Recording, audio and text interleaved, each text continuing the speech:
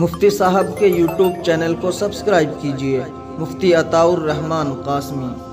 حضرت ابراہیم تیمی اور حضرت ابراہیم نخعی رحمہ اللہ یہ دو وقت کے بہت بڑے محدث ہیں، بلکہ حضرت ابراہیم نخعی یہ تو حضرت امام ابو حنیفہ رحمہ اللہ کے استاذ ہیں۔ حجاج بن یوسف کا دور تھا۔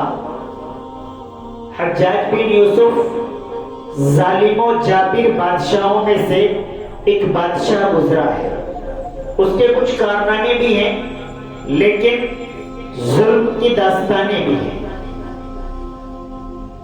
اس دور میں حضرت ابراہیم نخعی رحمہ اللہ نے ایک فتویٰ صادر کیا جو حکومت وقت کے اپوزٹ تھا، اس کے خلاف تھا۔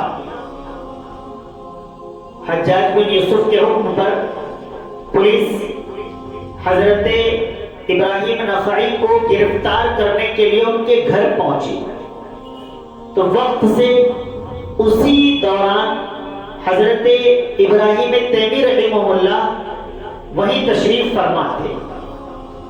اس دور میں فوٹو ویڈیوز کا تو دور نہیں تھا، تو وہ پولیس والے نہیں پہچانتے تھے کون تیمی ہے کون نخعی ہے۔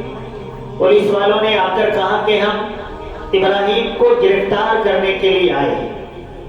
حضرت ابراہیم تیمی رحمہ اللہ فوراً بولے کہ میں ابراہیم ہوں۔ پولیس گرفتار کر کے لے گئی، جیل میں ڈال دیا۔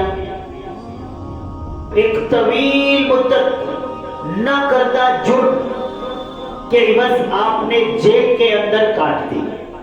یہ حضرت ابراہیم تیمی رحمہ اللہ کا اظہار تھا، ان کی قربانی تھی، اپنوں کے لیے اپنی جان کو پیش کرنے والی بات تھی۔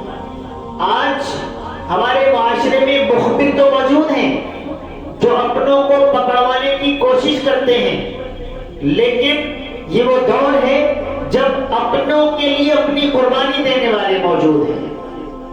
حضرت ابراہیم تیمی رحمہ اللہ ایک طویل مدت تک جیل کے اندر رہے۔ ایک رات حجاج بن یوسف نے خواب میں دیکھا کہ جیل سے ایک نور ہے اور وہ نور دور آسمان تک چلا گیا۔ صبح ہوئی، حجاج بن یوسف نے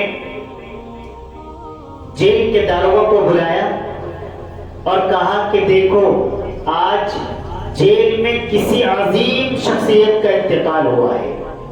داروغہ نے جا کر دیکھا کہ حضرت ابراہیم تیمی رحمہ اللہ انتقال فرما گئے ہیں۔ معزز سامعین کرام، اپنے لوگوں کے لیے قربانی دینا یہ اللہ تبارک و تعالیٰ کو بہت زیادہ پسند ہے۔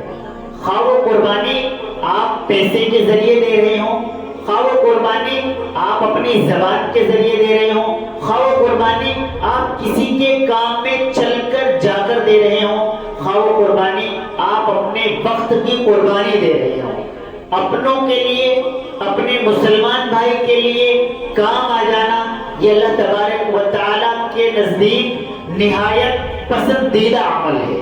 اللہ تبارک و تعالیٰ ہم سب کو عمل کرنے کی توفیق عطا فرمائے۔